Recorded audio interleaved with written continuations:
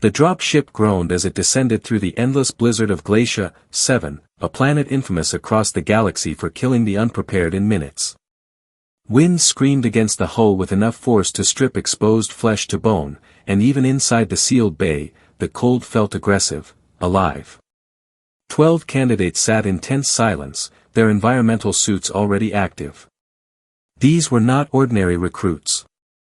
They were the elite, finalists of the Galactic Ranger Academy, a program so selective that fewer than 1% of applicants ever made it this far. Lieutenant Jake Morrison checked his gear calmly. He was the only human.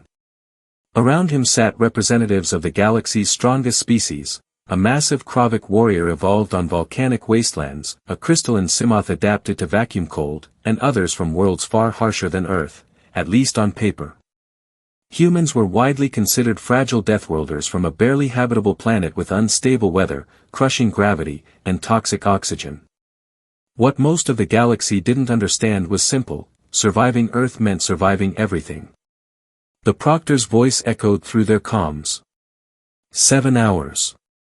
Build shelter. Survive. Retrieve the beacon 3 kilometers north.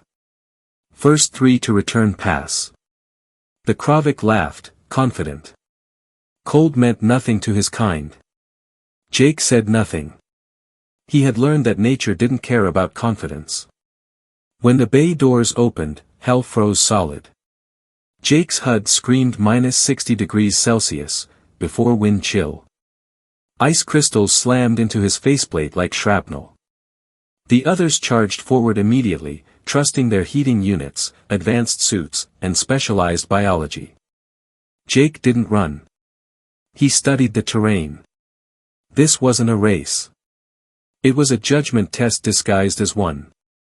Glacia 7 was known for sudden pressure collapses, hidden crevasses, and temperature drops that could kill even hardened species. Anyone who rushed would burn energy, and die. While others sprinted north, Jake began gathering materials. Glacia 7 was lethal, but it wasn't empty.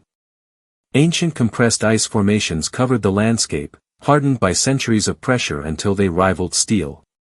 Jake found a natural overhang that broke the wind and began working methodically. His hands, shaped by human evolution for fine motor control, cut and shaped ice blocks with precision. 2 hours in, the first failure came. A Simoth candidate's crystalline body, beautiful and resilient at moderate temperatures, became brittle in the extreme cold. A sharp crack echoed over the comm channel, followed by an emergency rescue signal. The drop ship retrieved them alive, but their exam was over. Jake kept building. He'd done this before. Snow caves in Alaska. Igloos during Colorado winters. The principle was universal: block the wind, trap heat, let the cold work for you instead of fighting it. By the 3rd hour, his shelter was complete. A thick-walled ice dome with a cold trap entrance designed to keep wind out. Inside, he activated a small chemical heater, not powerful, but efficient and sustainable. Then he made a decision that would have shocked any observer. Jake removed his helmet. The temperature inside hovered around -10 Celsius, still freezing, but survivable. More importantly, it conserved suit power. Outside, other candidates were burning through energy reserves just to keep moving. Jake was playing the long game. Through the ice walls, he could see distant lights, candidates pushing toward the beacon. The Kravic's heating unit glowed red through the storm, powerful but strained. By the 4th hour, temperatures dropped to -80. Rescue beacons began activating. Jake 8, exercised lightly to maintain circulation, and waited. His shelter held. At the 5-hour mark, a massive shadow appeared outside Jake's shelter. The Kravic. His heating unit had failed. Frost coated his armor, and his movements were slow, uncoordinated. Jake didn't hesitate. He opened the entrance and dragged the alien inside, wrapping him in an emergency thermal blanket. The Kravic stared at him in disbelief. "How are you alive?" Jake answered simply. "Antarctica. Siberia. Places where humans learned not to fight the cold, but respect it. The Kravik's rescue beacon activated as his core temperature dropped too far. The drop ship arrived minutes later. Before leaving, the alien looked at Jake with something he hadn't expected. Respect. You understand, the Kravik said. Survival isn't strength. It's adaptation. With 6 hours gone, only 2 candidates besides Jake were still active. The storm weakened. Jake's suit power sat at 90%. Now he moved.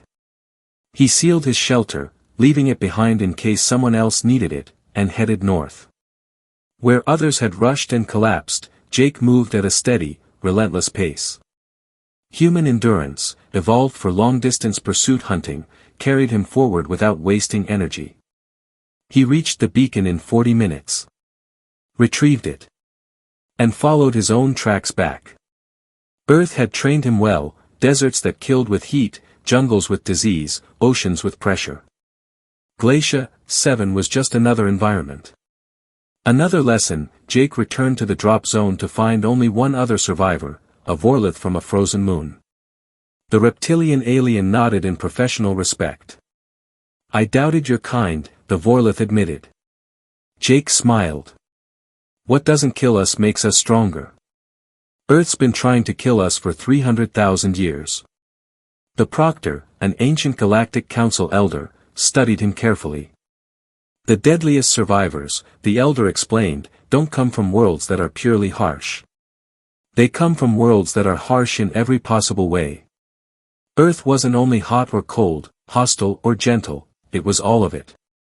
Humans didn't adapt to one extreme. They adapted to survive anything. As the drop ship climbed away from Glacia 7, Jake looked back at the frozen planet. 8 candidates had failed, each from species considered tougher than humans. Each a specialist. Humans were generalists. And in a galaxy full of specialists, that made them dangerous.